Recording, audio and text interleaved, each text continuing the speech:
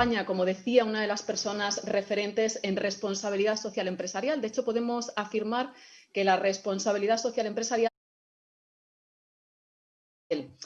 Y digo a él, a Ramón Jáuregui y al ecosistema que ha sabido impulsar en torno a la RSE como medios de comunicación, empresas y organizaciones, administraciones o universidades.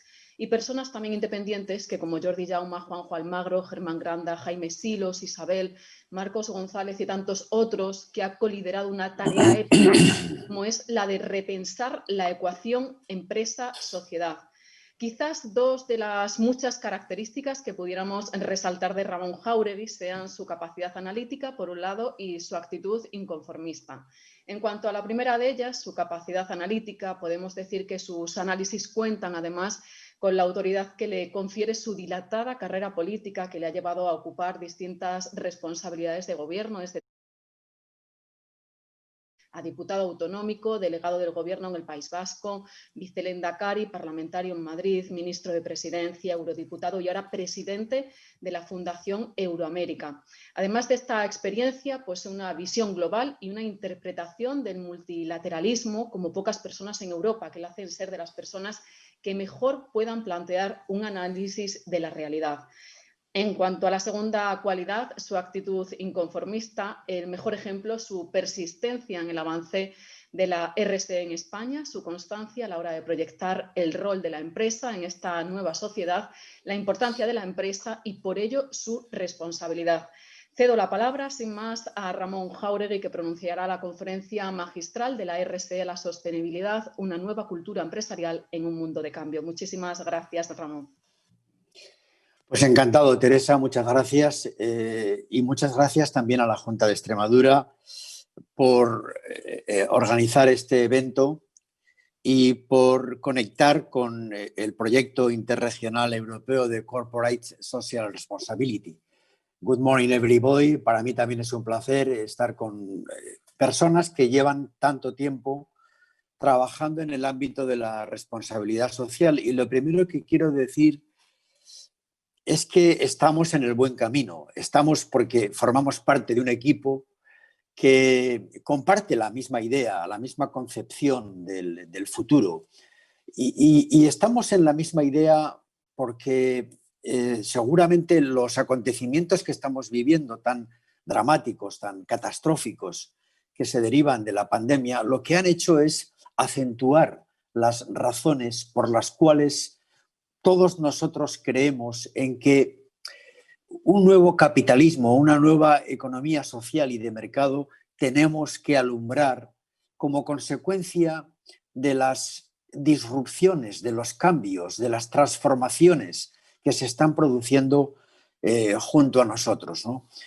Muchas veces asistimos a todos estos cambios sin comprender su naturaleza, sin examinar, sin analizar las consecuencias que van configurando un mundo en parte nuevo, ¿no? Yo creo que estamos en un cambio de época y que toda una serie de transformaciones se están produciendo y necesitamos adaptarlas al mundo que queremos, al mundo que deseamos, ¿no? Y pienso que es ya un tópico decir que estamos asistiendo a tres grandes disrupciones. Una disrupción tecnológica, no hace falta quizás explicarla, todos nosotros sabemos que estamos asistiendo a una acumulación geométrica de descubrimientos, de nuevos elementos, el Internet del conocimiento, el Internet de la energía, el Internet de las cosas que va a sumarse a una transformación ecológica en la que el mundo ya está, ¿no? Y toda esta circunstancia se junta con la transformación geopolítica del mundo, porque la economía se desplaza hacia Asia, una nueva polaridad chino-norteamericana transforma la vieja polaridad ruso-americana, el multilateralismo está en crisis, en fin, todo el mundo que nos rodea es un mundo también en grandes transformaciones y yo diría incluso en preocupantes transformaciones. Y por último, hay una serie de disrupciones sociales que también conforman nuestro mundo, desde la revolución feminista hasta la reaparición de la desigualdad, desde nuestra demografía tan adversa hasta la concentración de la vida en las ciudades. ¿Por qué digo todo esto? Porque estas disrupciones no son ajenas a la ecuación entre la empresa y la sociedad. De hecho, si examinamos los acontecimientos solamente de los últimos tiempos, el mundo se pregunta qué capitalismo tendremos, qué modelo de empresa. Y no me lo pregunto yo, y no nos lo preguntamos quienes estamos desde hace 20 años trabajando en esta ecuación transformada entre las empresas y la sociedad, sino que lo hacen inclusive los grandes representantes mediáticos e intelectuales del propio capitalismo. Leía no hace mucho en Times que el capitalismo tiene que renovarse, tiene que resetearse. Leí hace poco a Martin Wolf en el Financial Times que el capitalismo y la democracia tienen que renovar su ecuación. Leía en la declaración de los grandes consejeros delegados de las grandes compañías norteamericanas en la Business Roundtable que recomendaban lo que llamábamos un nuevo socialismo. Bueno, hemos visto inclusive en Davos este mismo año, en enero de este año, que ellos han hablado de un stakeholders capitalism, es decir, de un capitalismo de los grupos de interés, no solo de los accionistas. Toda esta transformación, todo este contexto intelectual, lo que hace es acentuar la reclamación que muchos venimos planteándonos sobre lo que debe de ser la empresa socialmente responsable. Y yo creo que esto nos reafirma a quienes aquí estamos y esta red, este mapa, esta hoja de ruta, este roadmap que queréis elaborar en esta organización europea para la extensión de la responsabilidad social a las empresas, especialmente a las pymes, tiene especial importancia porque ya sabemos que la experiencia nos está demostrando que en los últimos 10 o 15 años el avance de la cultura de la responsabilidad social siempre se frena en la expansión de las grandes compañías a las pymes.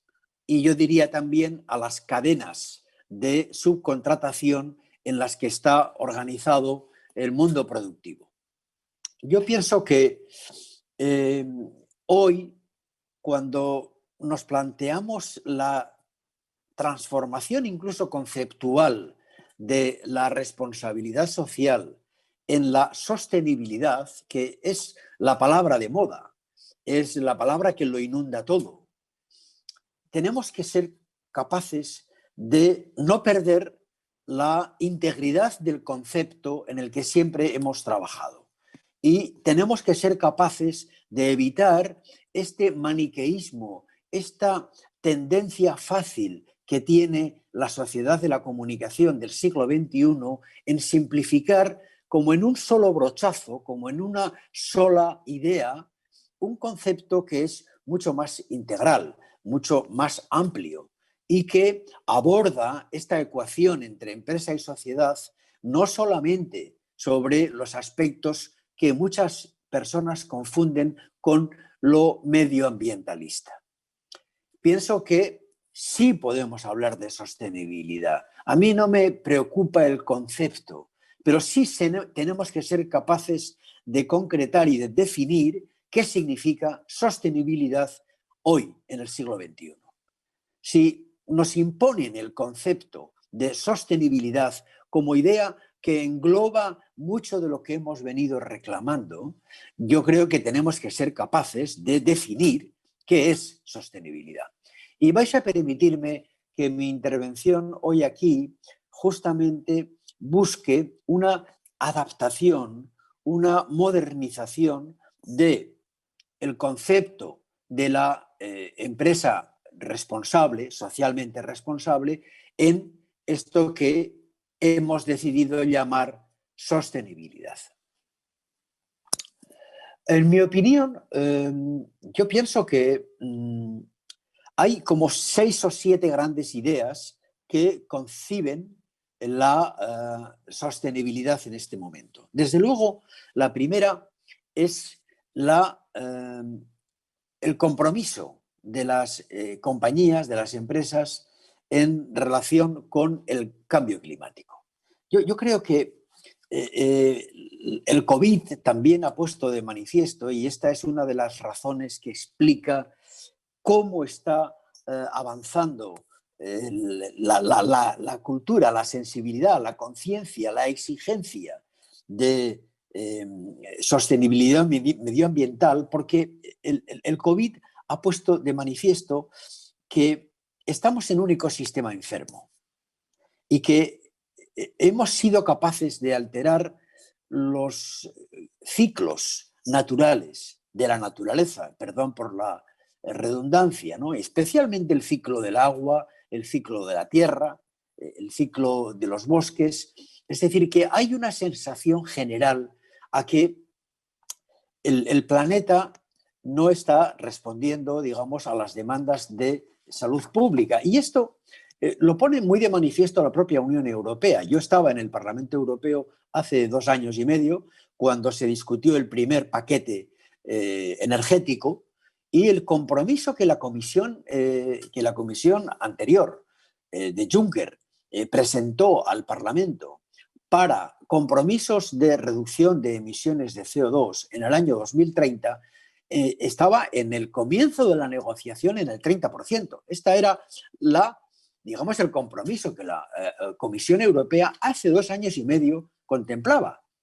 Bueno, pues hoy la señora von der Leyen acaba de anunciar que el compromiso europeo es el 55% de reducción de emisiones en el 2030. ¿Y por qué una evolución tan brutal cuando tiene unas repercusiones tan enormes en la competitividad de las empresas europeas, etcétera? Pues porque hay una conciencia plena de que esto es una exigencia que nos afecta a todos para salvar nuestro propio planeta. Y atención, no es solamente Europa quien quiere liderar este New Green Deal que hemos llamado, porque haremos mal en creer que los Estados Unidos de Trump no van a seguir esta línea. Hay 29 estados federales de los Estados Unidos, desde California a Nueva York, que están comprometidos con el cambio climático, al margen de que Trump haya abandonado el Acuerdo de París. Y la propia China también está en la misma dirección, porque quieren liderar tecnológicamente este cambio. De manera que, en mi opinión, el primer elemento de esta sostenibilidad, efectivamente, es un compromiso de las empresas en favor de analizar sus impactos, en favor de medir su huella digital, en materia de lucha contra el cambio climático. Y, por cierto, la taxonomía de las finanzas sostenibles, la última aportación de la Unión Europea del verano de 2018, va en la dirección de que tanto los fondos de inversión como el movimiento financiero de los bancos vayan realmente condicionados a la sostenibilidad de los proyectos. Esto es una evidencia. Y la influencia del germen de la inversión desde el punto de vista de la entidad bancaria que hace la aportación, etcétera, y de los fondos de inversión en las empresas, va a condicionar una cultura de compromiso en la lucha contra el cambio climático de cualquier proyecto empresarial. Este sería el primer signo de la sostenibilidad. Pero tiene más. Antes decía que no limitemos la cultura de la sostenibilidad solamente al compromiso medioambientalista. Yo pienso que hay un segundo concepto que es fundamental, que es la transparencia.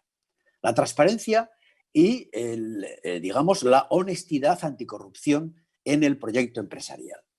La transparencia es una información de las empresas veraz. Una información no financiera, completa. Una información a los accionistas, por supuesto, a los shareholders, pero también a los stakeholders. es decir, a los grupos de interés, a los trabajadores, a los fondos de inversión, a los medios de comunicación. Es decir, la gobernanza del siglo XXI exige que la empresa tenga, por así decirlo, el cielo abierto, que sea un invernadero, porque estamos en la sociedad del conocimiento, de la información instantánea, y todo el mundo quiere saber cómo operas. No me digas qué vas a hacer con tus beneficios, dime cómo los obtienes. Esto es lo que la sociedad quiere saber.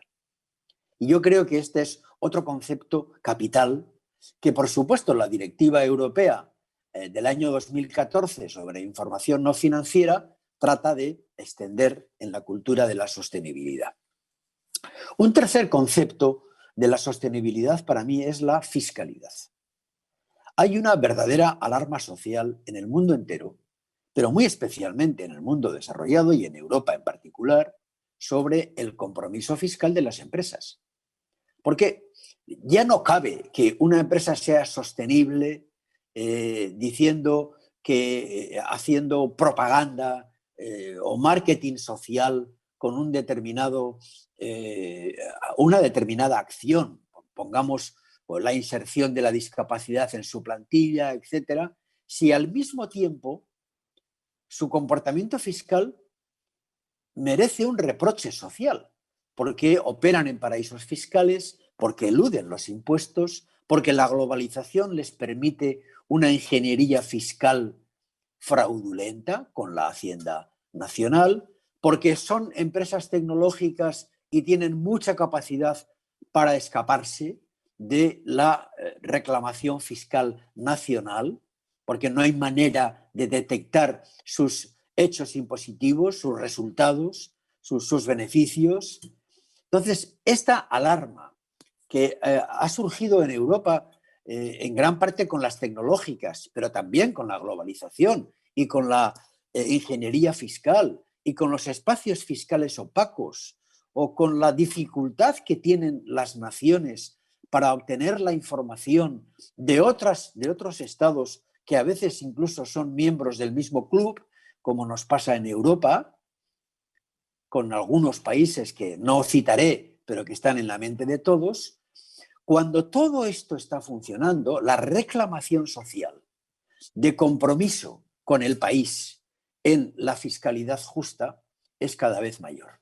Por tanto, yo insistiría, sostenibilidad es compromiso medioambiental, por supuesto, es transparencia informativa y también es responsabilidad fiscal con el país en el que operas para contribuir fiscalmente con el resultado de tus beneficios. En cuarto lugar, yo señalaría el capítulo de los derechos humanos y de los grandes principios universales en el cumplimiento de ese suelo mínimo de legalidad que la empresa tiene con todos los proveedores, con toda su cadena de suministro, con todas las empresas que forman parte de su cadena de producción en diferentes lugares del mundo. No hemos encontrado hasta la fecha una manera más adecuada de comprometer a las empresas en el respeto a un mínimo legal universal que con la exigencia de la aplicación de los derechos universales como suelo mínimo, como exigencia mínima. Yo pienso que es muy importante que Europa y el resto, digamos, del mundo occidental, pero no solo, vayamos extendiendo estos compromisos al mundo. Hay muchos precedentes. Europa tiene una legislación, por ejemplo, contra los minerales procedentes de países en conflicto, de países en guerra. Tiene una normativa sobre el origen de las maderas para evitar la deforestación masiva de los bosques. Hay planes nacionales en casi todos los países europeos sobre la aplicación de los derechos humanos. Hay una legislación en algunos países, especialmente en Francia, sobre la duty diligence, ¿no? Sobre la diligencia debida en el cumplimiento de este tipo de principios OIT o principios de derechos humanos o los objetivos de desarrollo de Naciones Unidas, etcétera. Pero me gustaría decir que estamos en el comienzo de un proceso muy esperanzador porque la Comisión Europea, el comisario de Justicia, ha anunciado este mismo año, 2020, que abre una consulta para que quizás en el año 2021, y es un objetivo, una nueva directiva de la Unión Europea en materia de duty diligence, ¿no? En materia de elaboración de planes previsores del cumplimiento de los derechos humanos en toda la cadena de suministro. Yo pienso que esta es una expectativa muy importante y creo que desde Corporate Social Responsibility, desde este roadmap, tenemos que trabajar en esta dirección. Es muy importante. En el Parlamento Europeo se está elaborando en este momento un informe en apoyo de esta propuesta, pero creo que una nueva legislación que se añada a la de información no financiera del año 2014, una nueva directiva en el año 2021 de la Unión Europea obligando a las grandes compañías a elaborar planes de prevención, de respeto y de protección de los derechos humanos, siguiendo la doctrina Ruggie de Naciones Unidas, creo que sería un paso fantástico, formidable. En quinto lugar, creo que tenemos que plantearnos en el seno de la propia empresa el concepto de la igualdad. Yo creo que hay una sociedad alarmada frente al crecimiento de la desigualdad. Probablemente hemos descubierto demasiado tarde que esta globalización liberalizada al pleno, yo diría exageradamente, ¿no?, ha provocado, a través del dumping social y del dumping medioambiental, fruto de la globalización productiva, ha producido un empobrecimiento de las clases medias y un crecimiento de la desigualdad. Gran parte del combate a la desigualdad surge de la propia empresa, donde los abanicos salariales son exagerados, donde hay fracturas de género. Por el hecho de ser mujer se gana menos, donde hay fracturas por la edad, por jóvenes, donde hay fracturas por la diversidad étnica. Hay mucha desigualdad en el seno de la propia empresa y la empresa es también, yo diría, el primer eslabón de un combate a la desigualdad que tenemos que plantearnos. Y en ese sentido, pienso en una empresa inclusiva, en una empresa que hace equipo, en una empresa que respeta esos derechos de igualdad, en una empresa que fomenta la formación digital de sus trabajadores, en una empresa que progresivamente forma un equipo, inclusive integra en el accionariado y en los beneficios de la empresa a sus trabajadores. Pienso que esto viene y yo creo que hay que integrar en la cultura de la sostenibilidad el concepto de la igualdad. Y por último, yo terminaría diciendo que es importante destacar la significación del compromiso de las empresas con el país en el que operan, ¿no? No es un problema tanto de Europa, pero pienso en particular en muchos países de África o de América Latina que están sufriendo de manera muy, muy acentuada las consecuencias de la pandemia, que van a aumentar la pobreza, que van a echar de clases medias que se han conquistado a pobreza otra vez a muchos trabajadores que en los últimos 10 o 15 años habían alcanzado este estatus de renta, este estatus social de clase media. Pienso que hay muchos países en los que los estados son muy débiles y tienen un sistema de protección social insuficiente.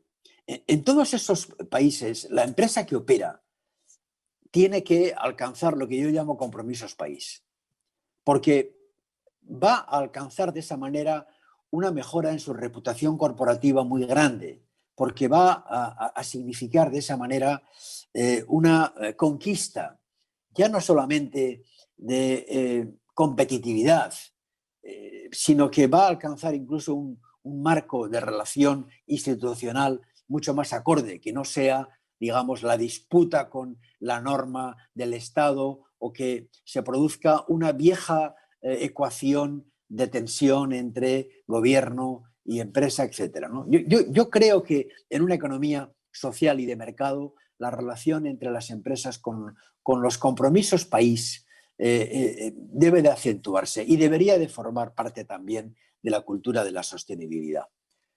Voy terminando, Teresa.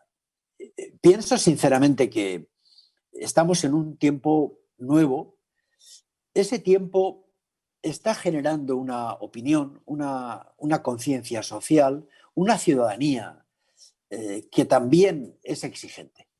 Y yo reivindico que la empresa no puede estar ajena a todo esto, no puede aislarse. Esto pasaba en el siglo XX, pero en el siglo XXI no. En el siglo XXI la empresa necesita esa conexión reputacional, inclusive evitar escándalos. Ahora mismo se están produciendo en muchos países, pero también en España, por ejemplo, problemas reputacionales por actuaciones incorrectas, por falta de transparencia. Entonces, esto es malísimo para una empresa. Pero si por el contrario le añadimos estos elementos que he señalado de manera un poco desordenada, pero que configuran una concepción integral de la responsabilidad social, creo que estamos dándole a la empresa una perspectiva de futuro del siglo XXI. Yo terminaría diciendo que la responsabilidad social empresarial que iniciamos a comienzos del siglo XXI, hoy podemos llamarla sostenible, siempre que sea una sostenibilidad integral, siempre que incluya todos estos elementos. Y por supuesto que incorpore a la empresa con su innovación a este doble reto tecnológico en el que nos encontramos: digitalizarse y la transacción ecológica. En ese doble espacio va a situarse el mundo económicamente, pero hay que responder en clave de responsabilidad social. Yo diría que no hay competitividad, no hay futuro para una empresa si no es sostenible. Esta es mi conclusión. Muchas gracias, ha sido un placer trabajar con vosotros esta mañana. Pues muchísimas gracias, Ramón, el placer ha sido para nosotros. Muchísimas gracias por compartir todo esto en esta jornada y por participar en esta conferencia final.